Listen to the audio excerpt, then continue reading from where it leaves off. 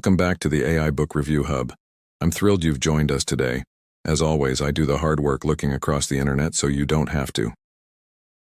Today, we're diving headfirst into The Three-Body Problem by Cixin Liu, a cerebral, reality-warping sci-fi epic that catapulted Chinese science fiction into the global mainstream.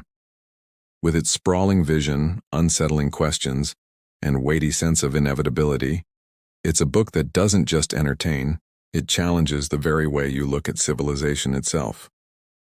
Let's set the stage. The novel opens in the chaos of China's Cultural Revolution.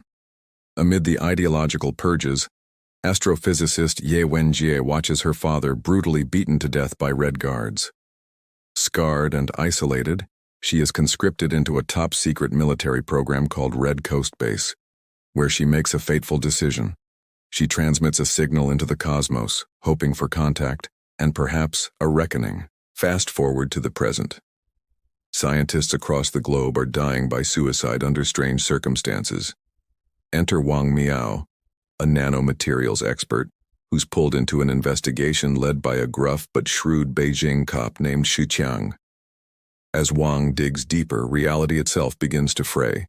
Countdowns appear in his vision, background radiation shifts mysteriously, and he finds himself drawn into a bizarre virtual reality game known only as Three-Body. This game isn't entertainment, it's a recruitment tool.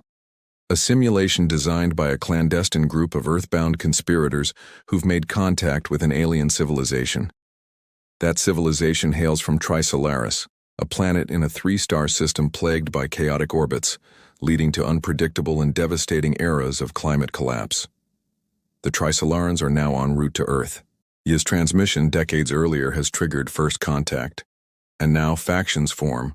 Some humans align with the Trisolarans, convinced that humanity is beyond redemption. Others prepare to resist. The stakes aren't just planetary, they're existential.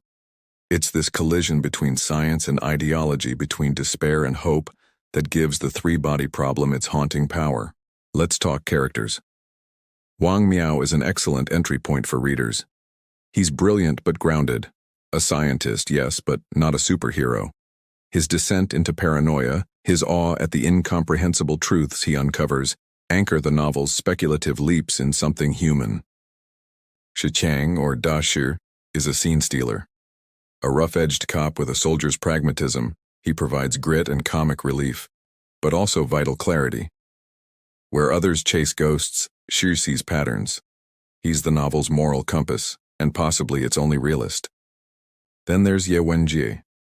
She is the axis around which everything turns. Haunted, quiet, and bitter, she becomes the philosophical heart of the novel. Her disillusionment with humanity, born of personal tragedy, drives the core question. If humanity cannot save itself, should someone else intervene? Liu's characters don't always engage in emotional theatrics. They reflect his style, cerebral, deterministic, and idea-driven, but they leave a lasting impression because of the gravity of the roles they play in this unfolding cosmic drama. The setting is equally layered. Liu paints both 1960s China and modern-day Beijing with stark realism. From propaganda-drenched campuses to secret mountain bases and high-tech research labs, the physical world is always sharply rendered. But it's the conceptual spaces, Red Coast Base, the game of Three-Body, the impossible sky, where Liu truly shines. In the game, Trisolaris is a stunning metaphor. You witness a civilization rise and fall over and over, unable to predict its solar system's deadly chaos. It's frustrating, beautiful, and brutal, and chillingly reflective of our own world's volatility. What about the subgenre and style?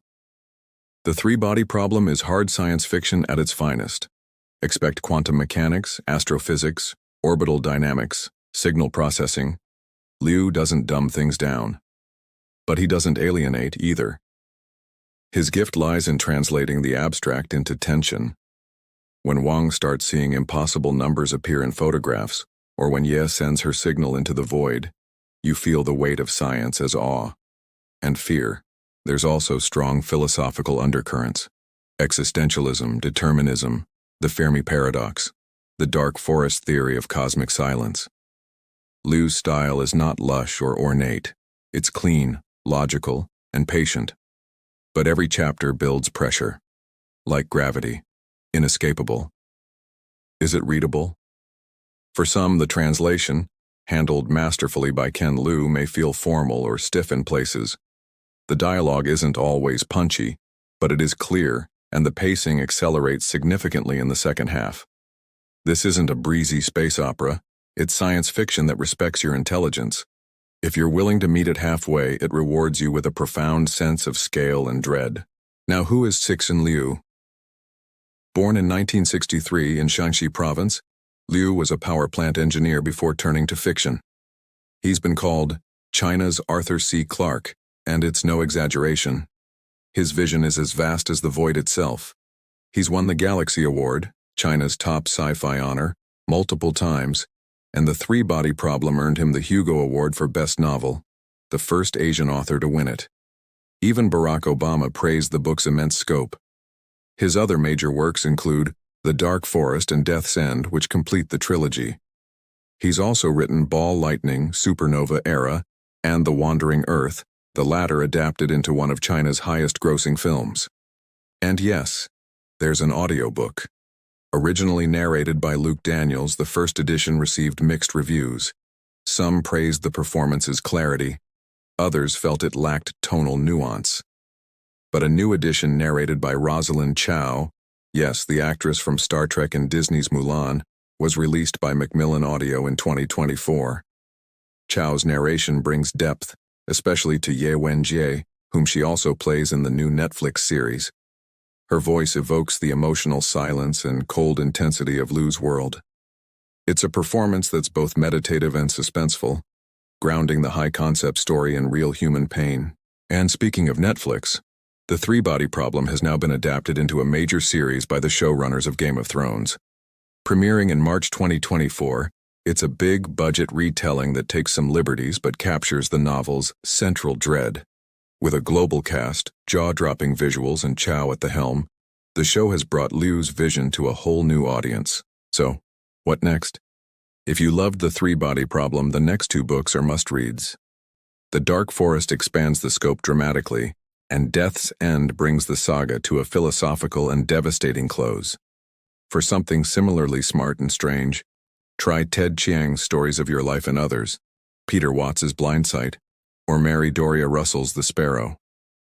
Fans of Andy Weir's Project Hail.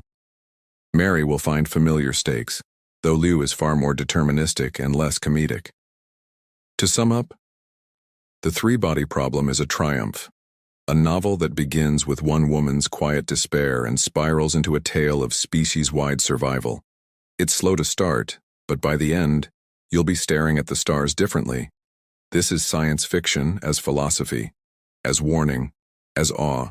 Thanks again for watching the AI Book Review Hub. If you're ready for something smarter, darker, and more expansive than your average alien invasion story, this is the one to read. Please remember to like and subscribe, and I'd be fascinated to see your take in the comments below.